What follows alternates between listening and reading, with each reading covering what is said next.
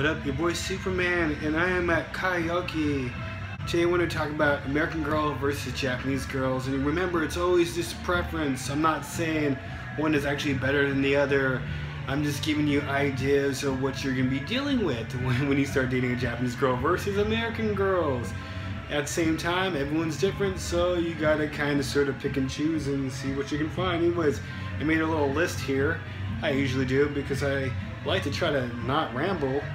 You know how many YouTubers ramble? A lot. Sometimes they ramble because they get more watch time, but it's not good if you're like a small YouTuber like me. Anyways, let's start with cooking. A lot of American girls don't cook like they used to. I mean, I'm glad that some of them are starting to get more into it, basically because of popular YouTubers and stuff like that. But overall, like a lot of the girls I know, they don't cook at all. Even when they do cook, they don't cook well. So unfortunately, that's kind of a negative with American girls. Whereas Japanese girls, I feel like majority do cook. So if you're a guy that likes good cooking or someone to cook for you, Japanese girls are more likely to cook for you. Let's just go with health and fitness and stuff like that. American girls typically, I feel like American girls have been raised by the whole Disney generation. It's not necessarily a bad thing. I was under the umbrella too, okay? My parents were like, look, it's Disney. And I was like, Disney, yay! But, you know, with guys, you know, I'm not becoming a Disney prince. So, but all the girls did become Disney princesses. A lot of American girls I'm sure they're concerned about their health, but some of them don't actually do anything about it. You know, so they gain a lot of weight. Whereas Japanese girls, it's the same idea. They're concerned about their health, but at the same time, they don't actually gain weight like American girls. I'm not sure if it's to blame on the food, genetics, or what, but if you're with a Japanese girl, let's say you date and marry and all that, in the future, she's more likely to stay skinny. And for a guy who likes skinny girls, that's a plus. For a guy who doesn't like skinny girls, that's a negative, so it's up to you. Okay, the next one, paying for things. In Japan, it's very more traditional. We're talking back in 1960s traditional. You take a girl out, you pay for the meal, you have a good time, maybe you have a kiss at the end of the date. In America, it's very, very not 1950s. It's more like half and half. Like, I paid my half, you paid your half, and if the date went well, you know, maybe there's a kiss at the end, you know, but more than likely, I'll see you later. Meaning, there's probably no kiss at the end. In Japan, like, girls just seem to be more concerned with being kawaii, which is great. Some are actually really cute. But cute and sexy are completely different, okay? American girls, they want to be kawaii too, but they also want to be sexy. I feel like American girls know how to be more sexy than Japanese girls. Like, Japanese girls, like, this is like a big question mark on their head when it comes to sexy. They're like, sexy? We'll call him a sen. I don't know what you're talking about. Sexy. So, Shogunai, I can't be sexy. I'm not saying Japanese girls can't be sexy. I'm just saying it seems like a majority of them don't know how to be sexy. They can be kawaii, but not sexy. American girls are like, yeah, I'm sexy, what? And you're like, yeah, you are sexy. Then, you know, the guys turn into that cartoon dog faces, tongue rolls out. But American girls know how to, you know, put it on you. Okay, let's move on. Okay, the princess thing. Okay, there are a lot of Japanese princesses, and that again is from Disney, but there's way more princesses in America. And it's good if you're a guy that likes a princess type, but you know, I'm not such a person. So yeah, the princess type, it kind of too much in America, you know, versus Japan. Meaning, like, the girl wants the guy to please them always, you know? So, like a Janet Jackson song back in the day, "What have you done for me lately?" is exactly what I'd be quoting right there. The princess type is like, what have you done for me lately? You know, making the guy feel like this. The goal is to fluff your man's ego. I don't care how, whatever he's doing wrong or whatever.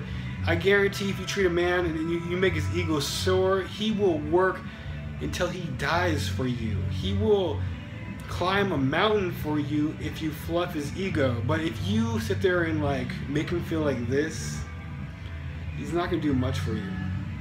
I guarantee that. And more likely he's gonna move on to someone else. Japanese girls are a little better at, I would say, pleasing their man, you know? American girls are like, please me. Japanese girls are like, how can I please you? Which I think that's better overall. I'm not saying I need some girl to be my slave, but at least considering my feelings at some point is nice. So, okay. Independent versus codependent.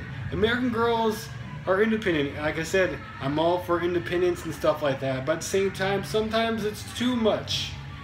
So, you know, making guys feel like, I don't need you, I can do whatever I want. That is true, but that's not how you're gonna keep a relationship. Japanese girls are a little more, they work hard, they can make money, and they can be like that, some of them. But overall, they're more codependent. I told you, it's more traditional. So a lot of girls here are very, very okay with you going to work like a salaryman, bringing home the money, and taking care of them financially. So it's the old school 1960. They're okay to be at home, be moms, like that. Where I don't know why, it just seems like American women kind of sort of reject that idea. Like it's like the man said to them, like, look, your job is to be mom at home. Guys never said that. That's actually the end of my list. Let's just talk about personal stuff, okay? Alright, this is just my personal experience. Being with American Girl, I always felt like they're less supportive of me, of the things I do, of the things I say, my goals, my future. This is even when they're like into me, like highly, deeply into me. I could be sitting here like, I'm gonna be a rapper, you know, come to my rap show or something like that, and they're just like, yeah, okay, maybe I'll come. But I feel like with the Japanese girl, it's a little bit different. I'll tell her the same thing. Only different, she'll be at my show, she'll be in the front row cheering for me, and she will tell me I'm the best. You see the difference? That's my personal take on it. You can share yours down below in the comments, what you think about it. And I'm just talking about the differences. All this is objective, so you might think Japanese women are terrible, and other people might think American women are the best or terrible, whatever. I mean, I would date any girl as long as I like her. It's very simple. Looks, like, it doesn't matter if she's black, white, you know, Asian, Hispanic. It doesn't matter. You know, it's your personality, you know. Your personality has to shine. I love girls who smile. You know, that's what really gets me. When you have a nice smile all the time. I don't expect no one to smile all the time, but that's like one of my weaknesses right there. Nice smile for me goes a long ways. Anyways, that's kind of the end of my rant, but I personally prefer Japanese girls. It does not necessarily mean I wouldn't marry an American girl or be with an American girl, or I'm sitting here advocating people to date Japanese people at all.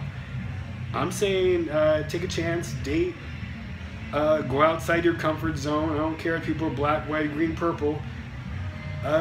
Take a chance at love. Love hurts very much, but I promise you one day you'll find someone.